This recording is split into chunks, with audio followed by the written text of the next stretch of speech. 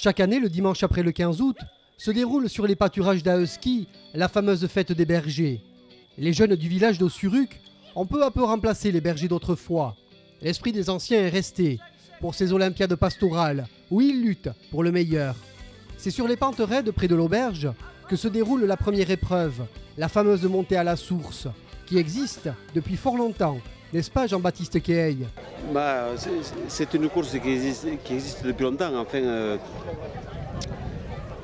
les fêtes d'Aeski en fait existent depuis au moins 100 ans parce qu'on a retrouvé des photos qui existaient depuis, qui ont été faites au début du siècle dernier, et où il y avait les fêtes d'Aeski.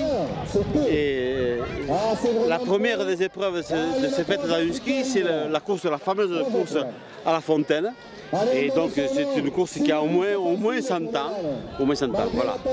Voilà, c'est une course extrêmement violente parce que c'est une course très courte qui doit faire à peu près moins d'1 kilomètre aller-retour, mais avec une montée très violente jusqu'à la source, la fameuse source d'Aeski, et puis il faut redescendre aussi violemment.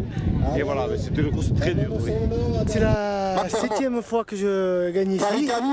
C'est toujours aussi dur, c'est une course très violente. Et bon, je suis très content. Je suis loin du record, mais je suis très heureux de m'être encore imposé ici. La deuxième épreuve de la fête des bergers est le lancer de la baramine. Il y a 3 styles de lancer. Il y a pecho, chanka gibel et chankarte. Donc suivant la technique de lancer, on va plus ou moins loin. Mais vous allez voir juste après, en fait, il y a 2 techniques. C'est un lancer sur le côté et chankarte, c'est entre les jambes. Voilà. Et c'est un des jeux qui faisait partie de la force basque avant, qui ne se pratique plus dans les concours de force basque, parce que maintenant ça se fait sur un revêtement dur. Et pour s'élancer, ça se fait sur la terre. Non, c'est pas bon. Non, c'est pas bon, la petite pointe a touché. Les autres épreuves s'apparentent plutôt à de l'athlétisme, avec le saut en longueur, le triple saut et le saut en longueur sans élan. Avec le repas que je vous recommande de prendre à l'auberge, l'ambiance très sympa, le panorama et les jeux des bergers, il y a de quoi passer une très bonne journée.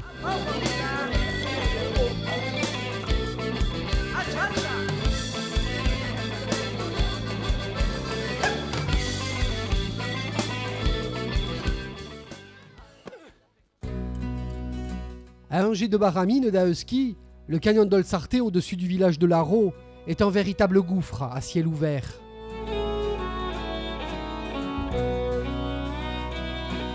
La passerelle, suspendue de 100 mètres au-dessus du torrent, a été construite en 1920 pour permettre aux ouvriers forestiers de regagner plus rapidement le chantier d'exploitation d'Olsarte.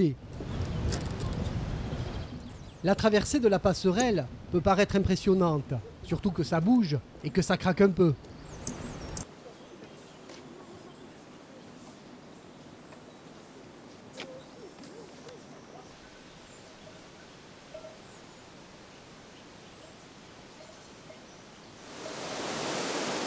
À quelques kilomètres de la gorge d'Olsarte, près du village de Sainte-Engrâce, l'entaille de la gorge de Caqueta est équipée d'un parcours aménagé. Autrefois, on descendait le blé depuis les hautes falaises jusqu'au moulin à grains installé au bord de l'eau. Ensuite, les lourds sacs de farine remontaient par le même chemin.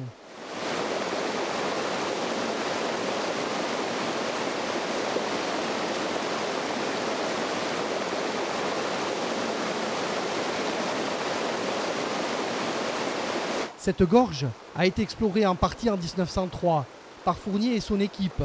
En 1907, Édouard Alfred Martel se joint à ses hommes pour remonter intégralement Caqueta grâce à des échelles et des barques en bois.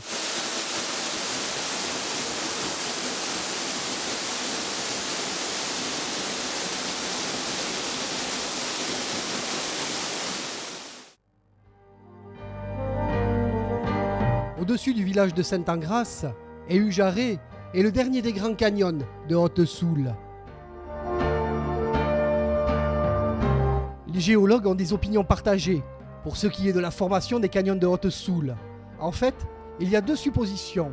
La première serait que les canyons suivent le tracé d'anciennes rivières souterraines dont les voûtes se seraient effondrées. L'autre hypothèse, qui est la plus probable, dit que ce serait l'œuvre des glaciers, qui se trouvaient au pied des pics de l'Akura, Urdaite, Bimbaleta et Ori, qui auraient commencé de creuser le calcaire, puis l'eau ensuite, un peu à la manière d'une chasse d'eau répétitive, qui aurait déblayé et approfondi ces canyons.